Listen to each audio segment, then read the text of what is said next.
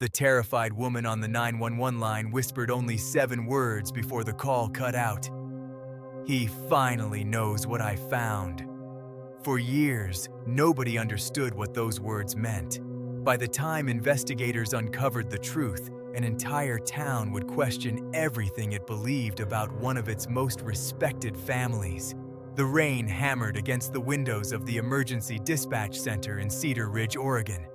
Dispatcher Sarah Monroe adjusted her headset as another call flashed on her screen. "911, what's your emergency?" For a moment, there was only static. Then she heard a woman breathing heavily. "Please, listen carefully." The voice trembled. Sarah immediately recognized fear. "Ma'am, tell me your location." The woman ignored the question. "If anything happens to me, you need to know the truth." Sarah's heart began racing. "Who are you?" A pause. "My name is Emily Carter." Another pause. "He's coming," Sarah typed rapidly. "Who is coming?" The answer sent chills through her. "My father." Then came the 7 words. "He finally knows what I found." The line suddenly disconnected. Sarah immediately dispatched officers to the address. Within minutes, police arrived at the Carter property. The house sat alone near a dense forest outside town. The front door stood open. Lights flickered inside. Officers searched every room. Emily Carter was gone. No signs of struggle, no blood, no note, no evidence, nothing. It looked as though she had simply vanished.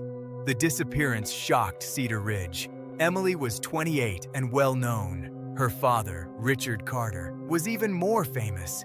Richard owned several businesses and had donated millions to local charities. Most residents viewed him as a hero. When police informed Richard about the call, he appeared devastated. He cooperated fully and even joined search teams. For weeks, investigators searched forests, rivers, and abandoned buildings. No trace of Emily was ever found. The case slowly grew cold. Months passed, then years. Eventually, people stopped talking about it, except Sarah Monroe. The dispatcher could never forget Emily's final words. Every anniversary, she replayed the recording. "He finally knows what I found." What had Emily discovered? And why was she afraid of her own father? The mystery haunted her. 7 years later, a major breakthrough arrived unexpectedly. A retired journalist named Michael Harper began researching unsolved cases. He became fascinated with Emily's story. Emily had been studying genealogy before she vanished. Friends revealed she spent months researching family records.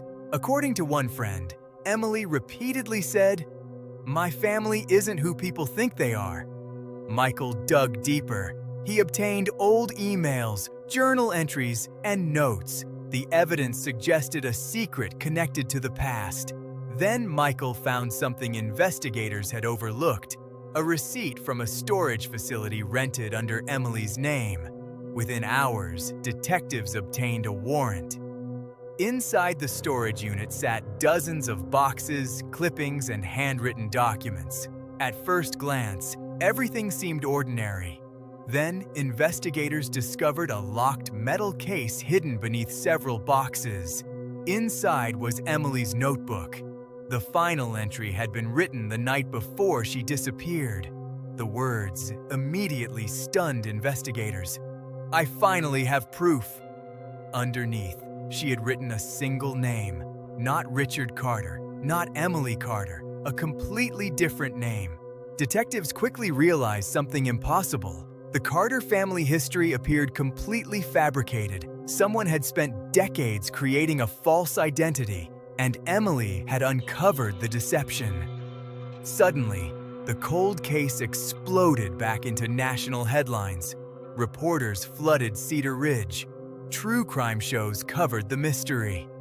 Meanwhile, investigators focused on one question. If Richard Carter wasn't who he claimed to be, then who was he really?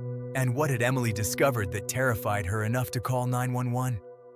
Hidden among Emily's files was a second piece of evidence, a faded photograph from June 14, 1989. On the back were 4 chilling words. This is where it started. And beneath those words, a location. A location connected to a disappearance nearly 40 years earlier. A secret someone had spent decades burying.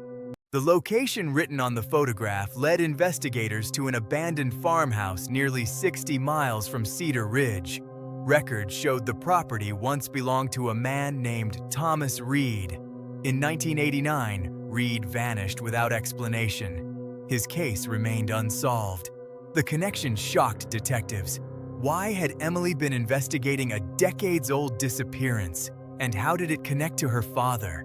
When investigators searched the farmhouse, they discovered signs that someone had visited recently. Dust covered most surfaces, but one room appeared strangely clean. The floorboards showed signs of disturbance. A forensic team carefully removed several boards. Underneath, they found a metal container. Inside were documents that changed everything. Among them were birth certificates, financial records, photographs, and personal letters. None mentioned Richard Carter. Instead, they referred repeatedly to another man, Daniel Cross. According to the records, Daniel Cross disappeared in 1990, but investigators quickly noticed something remarkable. Daniel Cross looked exactly like Richard Carter. Same face, same eyes, same features. It appeared Richard Carter and Daniel Cross were the same person. The discovery created a massive problem. How had a missing man become one of Oregon's most respected businessmen? The answer emerged from the letters. Years earlier, Thomas Reed had uncovered evidence of a large financial fraud operation. Several wealthy individuals were involved. Millions of dollars disappeared through fake companies. One name appeared repeatedly. Daniel Cross. The letters suggested Cross feared exposure, then Thomas Reed vanished. Soon afterward, Daniel Cross disappeared as well, and a few years later, Richard Carter suddenly appeared. New identity, new life, new reputation.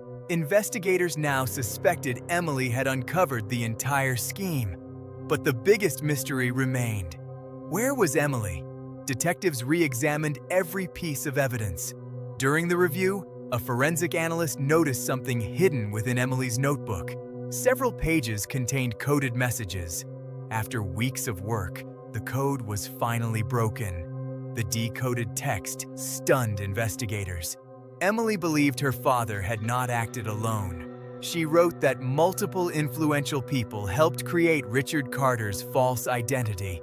Some still lived in Cedar Ridge. Some held powerful positions. Others owned major businesses. If true, exposing the truth could destroy careers and reputations across the region. Emily also described receiving threats, anonymous phone calls, strange vehicles following her, people watching her house. She believed someone wanted her investigation to stop. Then detectives found the final decoded message.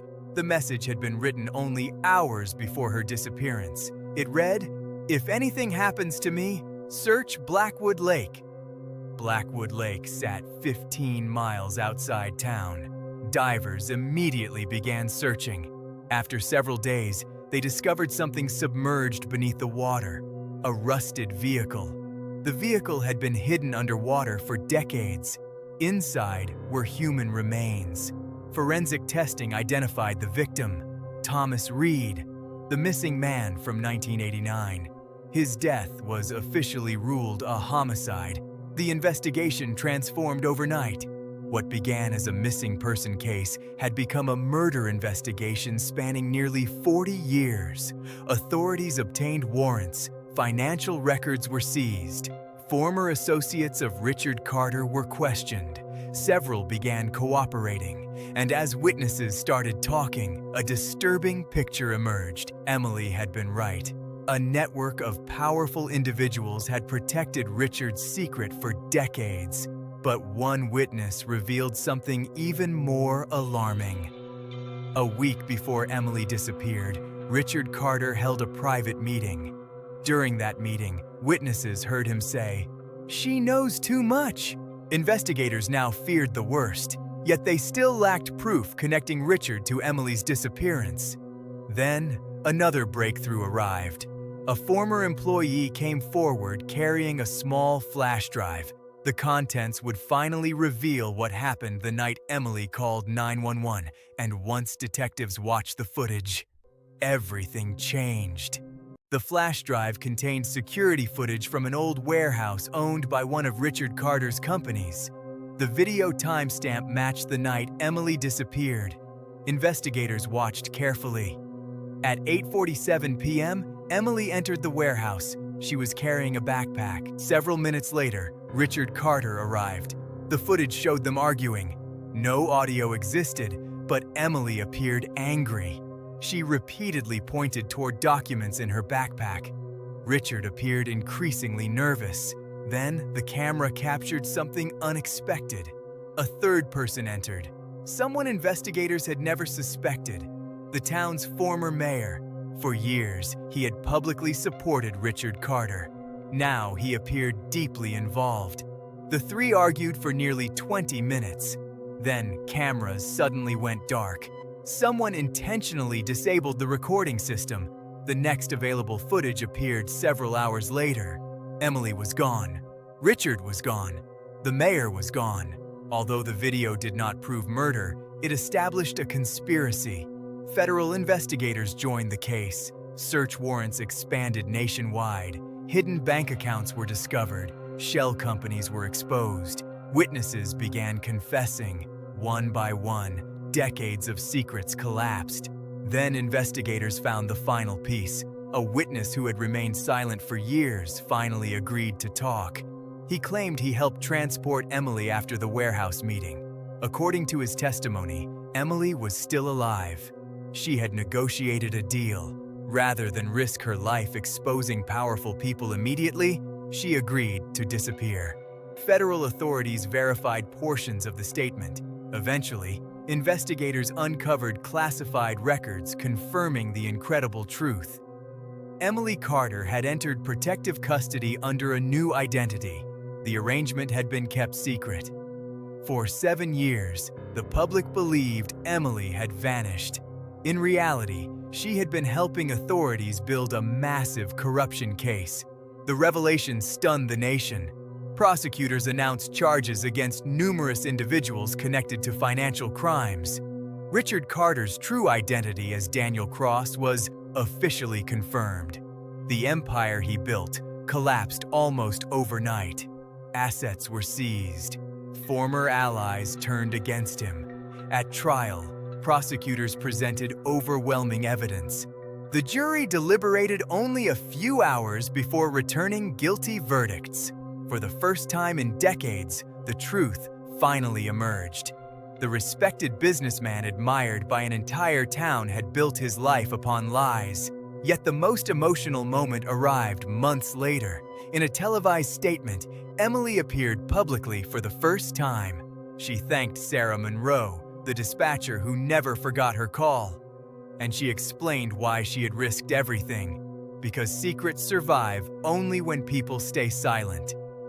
The audience sat in complete silence as she finished.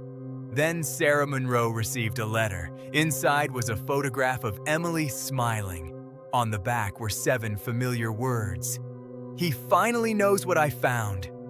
The mystery was over, and a single 911 call had exposed secrets hidden for generations. If this mystery kept you watching, subscribe now for more shocking 911 call stories and unbelievable investigations that reveal secrets nobody expected.